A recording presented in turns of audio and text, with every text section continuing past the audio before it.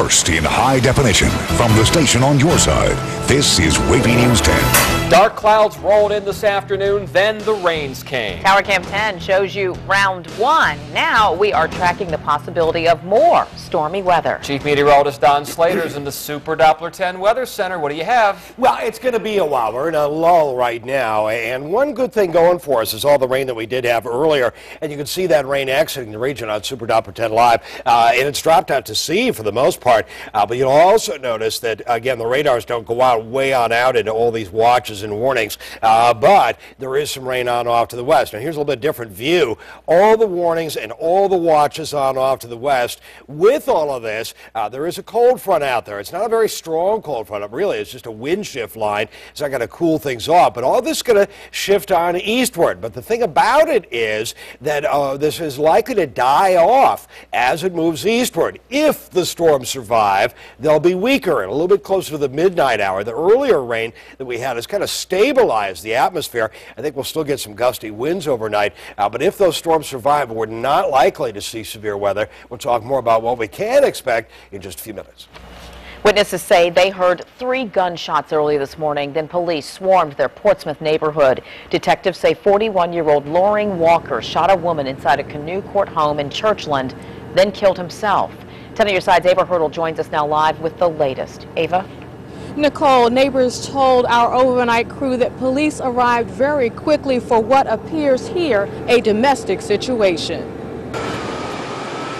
Yards of yellow tape surround the home where police found 41-year-old Loring Larry Walker dead inside and an unidentified woman with bullet wounds to her abdomen and lower body. Police say Walker apparently shot the woman, then turned the gun on himself and fired. A neighbor told 10 on your side she was awakened by the sound of gunfire. Like I heard pop, pop, pop, and then pop, and then it was quiet. And I looked out the window, and one cop car came, and then 30 seconds later another cop car came, and then it was downhill from there, police truck, emergency vehicles, and a whole line of cop cars there. She admits it was terrible. I'm so shocked. I mean, it's just, I don't know. And then I saw the emergency people bring, I think it was a woman maybe, out on a stretcher. Jackson said the military family moved in a year ago in what she calls a quiet neighborhood. And it looks pretty nice, but now when you're waking up to gunshots, and it was at least 3 of them, at least 3. Police say the woman lived in the home, but Walker lived elsewhere in the city. And she told us it was very scary for her to watch it all unfold from her window. We're live in Portsmouth. Ava Hurdle, 10 on your side. Suffolk police are looking for thieves who stole a car with precious cargo in the back seat, a 9-month-old baby. This happened last night on 3rd Avenue, and whoever stole the car dropped the baby off on a doorstep 2 blocks away and rang the doorbell. Ira Harris was quickly reunited with his mother, Lucella. The car was found this morning about 3 miles away from where it was stolen. 10 on your side was with the Harris family when they got the news. Have you done anything to it, man? Did you know immediately? They found the car. We found the car. So it's just that it's off me now. Mm-hmm. You have the baby back first. The important first thing. And then you have the car back now. Yeah. A lot of smiles there. Tonight at 5:30, you're going to hear from Lucella Harris about why the baby was in the car. You'll also see the vehicle moments after police processed it for evidence. The 2-year-old who accidentally shot herself in the arm is still in stable condition tonight. The little girl's father told 10 on your side he put his daughter to bed inside their Derby Run apartment Monday night, then fell asleep with the gun beside him. That's off of Magruder Boulevard in Hampton. He says the gunshot that hit his daughter woke him. Nobody wants nothing bad to happen to their kids. You know, and I know I'm going to beat myself up for it forever, because if anybody to blame, it's me. Father told 10 on your side he usually keeps the gun in a lockbox stored on a top shelf. The 2-year-old is expected to make a full recovery, and no charges have been filed. Police in Chesapeake are looking for the driver involved in a hit-and-run accident with a school bus. 6 students from Western Branch High were on board when someone in a white Dodge vehicle hit that bus and took off. It happened this afternoon on I-664 near the Dock Landing exit. We're told nobody was hurt, and police are still looking for that driver. Friends and family remember a Chesapeake man killed in West Virginia. Police in Lewisburg say someone pushed 23-year-old Ira Harris down a flight of stairs after a fight Sunday morning. He died Monday. 34-year-old Antonio Smith is in jail and could face murder charges. Friends say Harris graduated from the Governor's School for the Arts in Norfolk. There'll be a candlelight vigil for Ira Harris Friday night at 6 on the lake side of Mount Trashmore in Virginia Beach. Norfolk police say a school fight ended with a teacher assaulted and 2 people arrested. We're told it happened yesterday morning at Ruffner Middle School. 32-year-old Antoine Edmonds and Jacqueline Hodges are charged with assault and battery and disorderly conduct. The teacher told a school resource officer Edmonds and Hodges assaulted her when she tried to break up a fight involving the suspects and students. State lawmakers are divided on how much money to spend, leaving Virginia in a fiscal limbo. This comes from a partisan feud over the Democrats' demand that Republicans share power with them in an evenly divided Senate. Republicans said no and used Lieutenant Governor Bill Bowling's tie-breaking vote to dominate committees. Virginia's Constitution, though, forbids him from voting on revenue or appropriation bills. Now, Virginia faces a partial government shutdown if no agreement is reached on the budget by July 1st. Well, you probably heard that WAVY's parent company, Lynn TV, and Cox Cable are negotiating a new contract. And if a new deal is not done by midnight, Cox customers will not see WAVY or Fox 43 on their TVs. It will come off the cable. So what's the issue here? We asked Stephanie Harris to break it down for us. Well, first, Tom and Nicole, obviously, full disclosure here, we, of course, work for WAVY TV, so we have an interest in this. Now, that being said, I'm going to give it to you straight, both sides of the story, and how it affects you if you are a viewer on Cox Cable. I think we're all surfers. When you flip to your favorite TV shows on Cox Cable, the pictures may look the same, but some stations are different. MLS, MVP. Take ESPN and Nickelodeon. Cable and satellite companies have always paid channels like these to carry their shows. They pass that cost on to customers. Local stations are different, as Cox points out in this ad it's now running. The dispute is all about how much Cox customers should have to pay to see what is otherwise a free TV broadcast. It's true. Anyone can watch stations like WAVY and Fox for free, but if you have cable or a satellite, you have to turn off your box to do that. Not very convenient. Lynn TV is negotiating the price Cox will pay to air its programs and provide customers convenience. WVBT is demanding excessive payment for their television programming. We don't think that's fair. So I asked WAVY and Fox 43 General Manager Doug Davis just how much Lynn wants. I can't talk about the details or the numbers of it, but what I would say is when you look at the news we provide, you look at the weather we provide, the community events, the connection to the schools, the military, we feel there's a certain value to that. Cox contends it's standing up to Lynn, fighting the rising cost of programming. Davis admits customers will probably have to pay more if an agreement is reached, but argues it's a fair and reasonable amount. I would suggest that there's some research that says the cable networks on cable systems are driving those up much higher than local television stations. Now, both sides in this contract negotiation said today they are working hard to reach an agreement. If it's not done by midnight, WAVY TV 10 and Fox 43 programming will go to black on Cox Cable. Now, if that happens, still, there are ways to see your local news, weather, and other favorite programs. You can use an antenna, you can subscribe to another cable or satellite provider, and you can watch WAVY News 10 online at your desktop, or if you have a cell phone, via your mobile app, or even on your iPad. If you have one of these right here, check this out. And there we are, your iPad. We have streaming video on demand. Many NBC programs are also available online. Stephanie Harris, 10 on your side.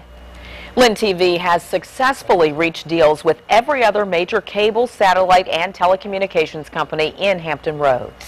Well, this man has not been seen in more than a week. His son believes he is in real danger, but police say they're not investigating his disappearance. We're going to explain why at 5:30. The Portsmouth Commonwealth's attorney now says 2 prisoners have walked away from work release in the past year. Why are inmates allowed to go out to jobs? And should you be worried about your safety? What 10 on your side found out. And a rough night in the Midwest. This is one of the storms that pounded several states, leaving a path of destruction. You're going to see the damage.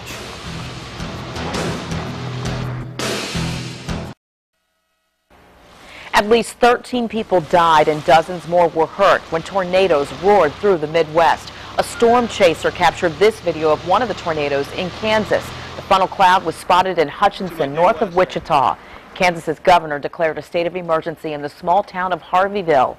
Early estimates are 60% of the town was wiped out. The storm damaged dozens of homes, trees and power lines were knocked down.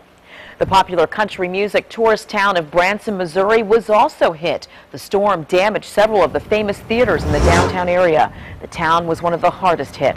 It took roofs and sides off of homes and hotels. Several people were trapped. A powerful storm also lashed out on Harrisburg, Illinois. Dozens of homes and businesses were damaged or destroyed. The weather also knocked down trees and power lines. Thousands of residents don't have electricity there. One of the great icons of the bubblegum music era is gone. Davy Jones of the Monkees died of a heart attack in Florida.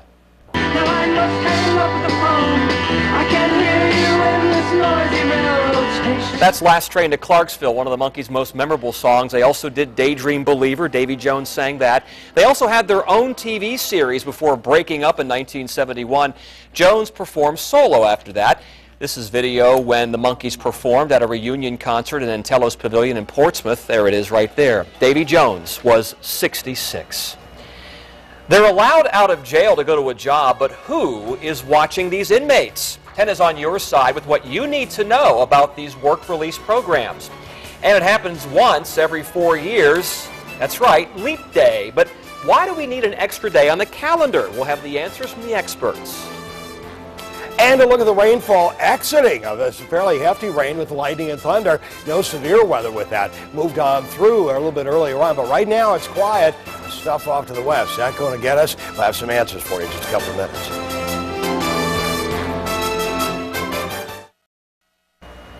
Portsmouth's top attorney admits he made a mistake in a war of words with the sheriff over the work release program. The discussion triggered by inmate Anthony Ruffin, who failed to report back to a work program last month. Police say Ruffin assaulted 2 people while he was unaccounted for. He has since been arrested. This weekend, the Portsmouth Commonwealth's attorney told us that Ruffin was the 7th inmate not to report back in the last year. Turns out he was only the 2nd. But all of this attention got us wondering, what is the work release program and who's responsible for inmates working in the private sector? 10 on your side's Ann McNamara has some important answers tonight. Ann? Tom, today I spoke to Sheriff Bill Watson about the ins and outs of the work release program. I asked him, how can we, the public, be sure the program isn't threatening our safety? Work release are the inmates that go out and hold a job and draw a paycheck. Sheriff Bill Watson says work release is a privilege for those near the end of their sentences, a chance to get back out in the world and earn a living. They pay $100 a week to the Sheriff's Department, cover child support and fines. And what's left over, they can send home or put in their canteen. On an average day, a prisoner wakes up at the Sheriff's Work Center and gets picked up by a private employer. The employer is responsible for the prisoner all day, from pickup to drop-off, back at the work center. There's a contract that the employer has to sign with all the rules and regulations, the do's and don'ts. Then they have to read it and agree to it and sign it, and they're responsible for that individual. And if they violate that contract, we pull the inmate right then, and they never get another one. Employers must show proof of insurance, workers' comp, a valid driver's license. They sign paperwork saying prisoners will not be given cash, alcohol, tobacco, drugs, or other contraband. They agree not to let prisoners see family or friends or make personal phone calls. The prisoners are recommended for work release by a judge, but that doesn't mean they're automatically in. So we have to check your background, you know, what your past violations are, and it goes through classification. If you don't clear it, you don't go to the work center. Prisoners convicted of violent crimes in the last 10 years are not eligible. Neither are prisoners convicted of child sex crimes or assault. The exception, if the assault is domestic, the prisoner could make the cut. Those with drugs and firearms offenses are also eligible.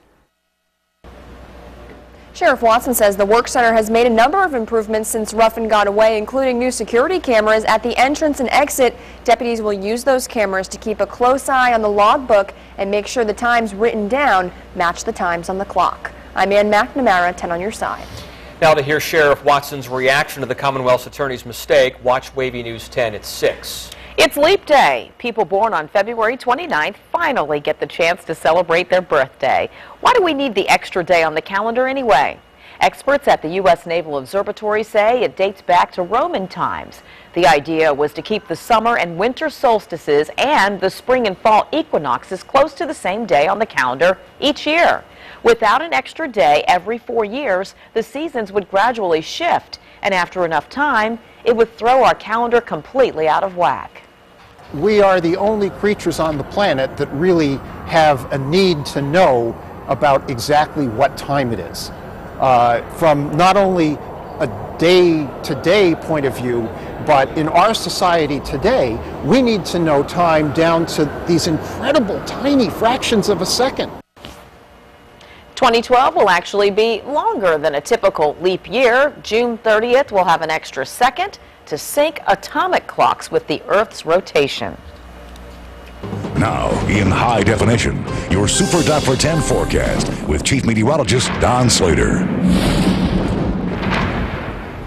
And we have a look at that rainfall which exited the region. Here's a look at Super Doppler 10 Live. We're watching for rainfall off to the west. Obviously, we had stories about all kinds of big problems in the weather on off toward the Midwest, and the Ohio Valley. Kentucky right now is getting pounded. But we got kind of strafed with a little bit of rainfall earlier in the day. No severe thunderstorms were reported. There were no warnings out of this, but we did get some thunder and lightning, some heavy rain which dropped on through, but it's gone. Now off to the west, there's a lot more action going on, all kinds of watches and warnings, and you can see in the yellow counties, those are severe thunderstorm warnings. You'll see some red counties pop up. Those are tornado warnings. You can see them north of Nashville or northeast of Nashville, also east of Lexington, Kentucky, all the way to the west of the Charlottesville area. Charlottesville now has a flood watch because, again, of the heavy rain approaching.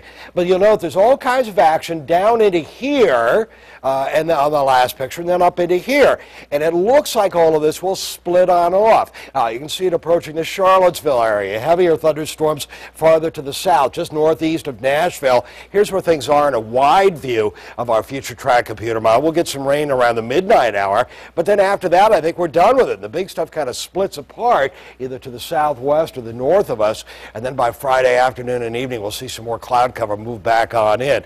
Now a little closer view, there's the rain that moved on through. We've still got lots of cloud cover. We haven't really warmed back on up, so that's not likely to fuel things. The heat of the day really fuels things, and we're not seeing that right now in terms of any real solid warm air and sunshine. That could fuel some more thunderstorms, but we'll see a few scattered showers at 9 o'clock this evening. Certainly at the midnight hour we could see some, 2 o'clock in the morning, but nothing real widespread. And towards 7 o'clock in the morning, a couple of showers and thunderstorms are out there. Breezy during the day tomorrow, 15-20 mile-an-hour winds, and warm. It's really going to warm up for tomorrow into the upper 70s, near 80. 81 is the record set back in 1913. We could come close to that. There's where we are during the day on Friday. We'll cool back down a bit with a north to northeasterly breeze into the area during the first part of the day. 10 to 15 mile-an-hour winds at noon on Friday, and then the clouds will start rolling back on in by the end of the day. Now, again, we've seen a few breaks in the clouds, but not all that many. It's mostly cloudy, and right now, temperatures basically about as warm as they've gotten all day today. With sunshine, we'd really warm up, but we're not seeing that sunshine right now. So basically into the mid-60s for right now. All the big rain is on off to the west, and it'll likely tend to die off before it gets here. Yes, we could see some showers and thunderstorms, mainly around the midnight hour. Could see some around dawn, but nothing real big. There's our big story for tomorrow. 78 degrees, very warm day for tomorrow. A little on the breezy side, little cooler Friday, and then a good chance of thunderstorms on Saturday.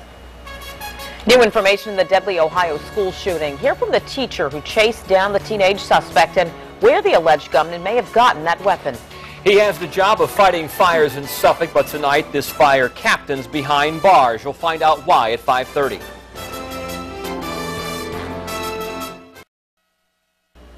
Police in Ohio say a teen may have used his grandfather's gun to shoot 5 students, killing 3 at a high school. This is one of the victim's parents. I don't think he even knew him. Right. And Danny, no. They're just innocent victims. Students say an assistant football coach at Chardon High chased the suspect out of the school. He's not allowed to talk about what happened, but he has a message for the community. I just want to say that I'm sorry to the families, to the victims. I wish I could have done more. Police say 17-year-old TJ Lane admitted to randomly firing 10 rounds into the cafeteria. 2 students are still in the hospital. A deer smashed through a store window, knocking down an 11-year-old girl. The surveillance camera in a Georgia convenience store recorded the deer running through the window and right into the girl. Look at that. She received a mild concussion and several cuts and bruises. Wow. The deer's injuries were so severe, the animal had to be put down.